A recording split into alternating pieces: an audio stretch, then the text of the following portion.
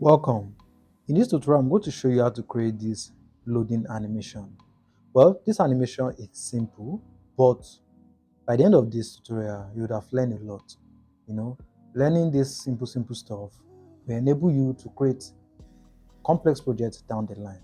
All right, so in order to get started, let's create a project. If you don't know how to create a project, we'll have a slide on that. You can check it out. Okay, so now let's give our project a name. I'll just call it loading animation, and I'll go with the 1:1 aspect ratio. The resolution, frame rate, and background is fine. So now I can create. Okay. So now if we take a closer look at the animation, you can see that the way the rectangle animates are the same. So it's the same animation, it's just that they all happen at different time. And if you look at the paths that the rectangle follow, it looks like a tilted rectangle or a diamond shape. So I know you don't understand, but I'm just trying to break this down so that you understand down the line. Now, in order to get started, let's first of all add a background. So I don't want this gray background. So you just click and add a rectangle. So let me just go here and fit composition area. That is to cover the whole composition. Now I can go to the color and fill, and let me just go with this color. This color is fine by me. Okay, you can choose whatever color you want. That's fine. All right, let's add a rectangle. So click and add a rectangle. Now let's go to our move and transform. Go here and let's reset location. Why we do this is because we want the rectangle we add now to be at the center of the composition. Very important, very important. All right, so now let's just go to our scale and let's just scale this up a little bit. We can still scale it down later on, but for now let's just scale it up like this. Now, in order to create that tilted rectangle we're talking about, or the diamond shape, let us go to our rotate, and let's rotate this 45 degree. This. All right. Okay. So now let's go back. Let's go to our color and fill, and let's just take out the fill. We don't want the fill for this one. Let's go back and let's go to our border and shadow. For now, let's just turn this on for reference purpose so that you can see where the rectangle, the part that the rectangle follows. Okay, now that we've get down this shape, the shape that the rectangle will follow, now let's create a rectangle. So I'll click and I will add in a rectangle again. Now I'll just go to my color and fill, and let me just go with this color. You can choose whatever color you want. Like I say, go here and choose whatever color you want. That's fine. Right? For me, I want to go with this green. Now go to the move and transform, go to the scale, and probably just bring it down. Bring it down around 170 is fine. Like this. You can still bring it down later on, but for now. Alright. So now, how can I make this rectangle follow this one we created? This one.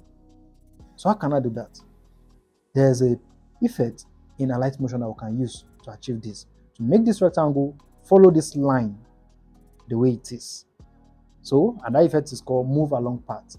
So in order to use this effect, click on this one, go to your effect tab, go to add effects, and you can find it in the move and transform section. So click and you can see it. It's called the move along path. So click and just go with the standard setting for now. You can see automatically it positions itself on this part. You see, just without you doing much, just add the effect and that's it. Now we have this rectangle positioned on this tilted rectangle that we created earlier on. Now if we go to the effect now and go to the move and transform, you can see if we push the progress, you can see already as easy as that. Simple as that. All right. Okay.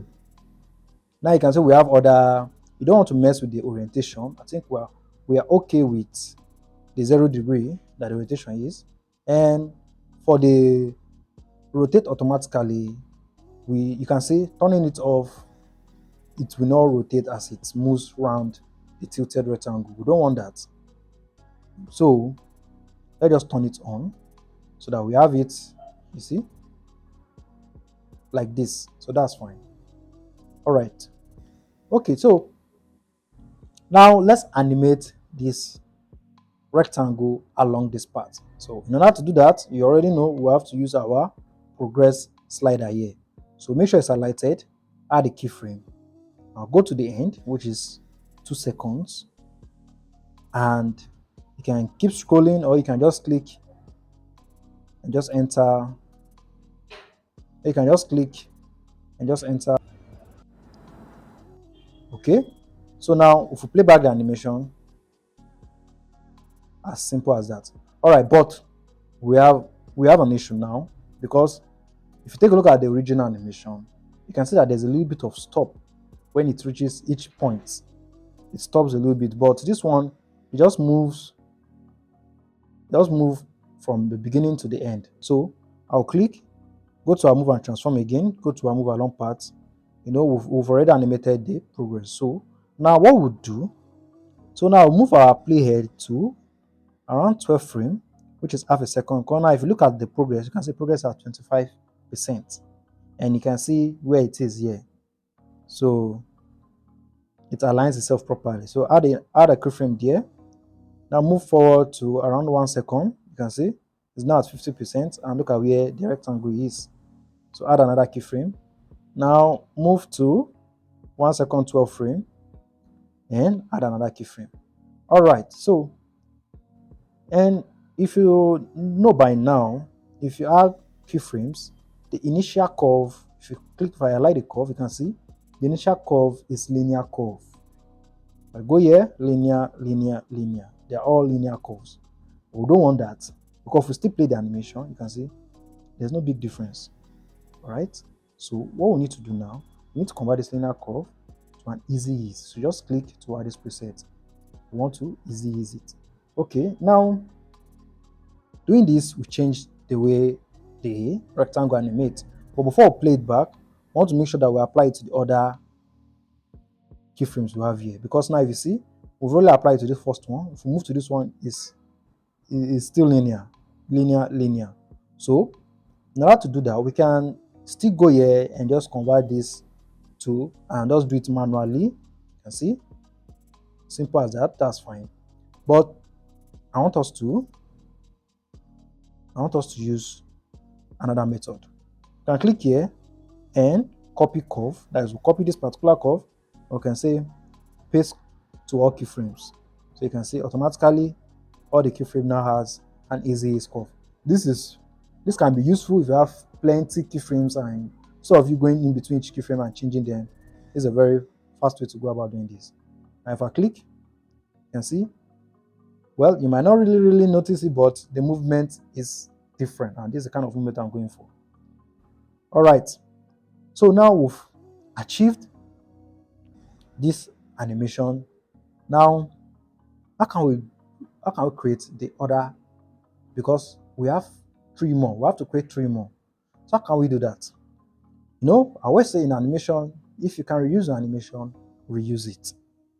Because your clients or people you are showing animation don't care how many hours you spend with creating the same animation.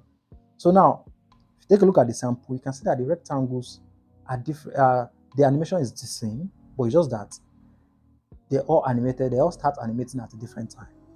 So the bottom line is we can still use this animation we've created here instead of duplicating or try to recreate over and over and over again. So now what I'm trying to say, now let's turn off this tilted rectangle. You can see it still works fine even without it showing up. It still works fine. Okay, now what we need to do, let's group these two together. We click and let's group it. All right, now the next thing, let's click. Okay, I will show you something down the line, but for now let's click and let's duplicate this.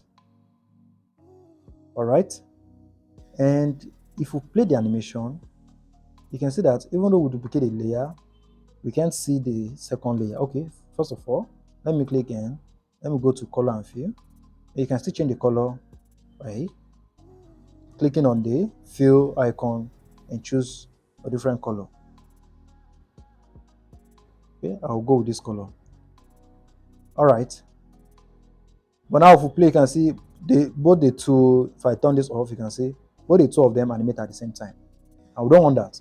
So in order to achieve this animation from the sample, what we need to do, click and hold, and you drag this one forward like this. I'll drag it to around 12 frame, which is half a second. You can see at 12 frame, this is where the animation will be. Now if I play, you can see we'll get that kind of animation we're looking for. But I say it stops animating around here because we'll move it forward. So what we need to do, make sure we're at the end of our timeline. You click and you click here to stretch it to fill the whole timeline. But now I'll show you the problem. Now if you click, you can see it stops animating around 1 second 12 frame. You see, it stopped animating. And that's not what we want. So in order to solve this issue, let me delete this again. Let me just delete this. In order to solve this issue, what we need to do, you click, then you go inside your group. See, this is the two layers that we grouped. Now, what we want is that by the time we stretch this layer, we want it to still continue its animation. So in order to do that, we just click, and for the retiming option, we change it from off to loop. All right. Now you go back. Now you can see nothing, still nothing. We will not notice anything. But now if I duplicate this again, duplicate, click, go to our color and fill, change the color, go this one again, and let's just click, drag, and let us bring it forward to around 12 frame. All right, still the same issue, but if we go to the end, click here and stretch the layer, you can notice the difference now. You see, it continues its animation. It did not stop here. It still continue. You see, that's how you loop your animation in Alight Motion. Well, we'll talk more on loop in subsequent tutorial. But for now, that's a brief introduction to loop. All right. So what we need to do, we need to create another version of this. So we'll click and let's duplicate this one again. And this time, let's push it to around 1 second, like this. All right. So let's go here, click, and let's trim it to fill the timeline. Now, if we play it again, you can see, as simple as that. All right. So we have one more to go. So click and duplicate. So click and hold this one, and let us drag it to around 1 second, 12 frame, like this. Right, you can see at the beginning it forms this diamond shape. See, simple as that. Now we can go here and click and stretch it to fill the whole composition. All right, so if we play back the animation, see, simple as that. All right, so if we turn this off, no, turn this off, yes, we want this one to have the same color, to have a green color as this one. So what we need to do, click and go to our color and fill, and let's pick the green color. All right, so not just that, because if we still play, you can see what we need to do. Just let us bring this down like this so they can overlap each other. All right,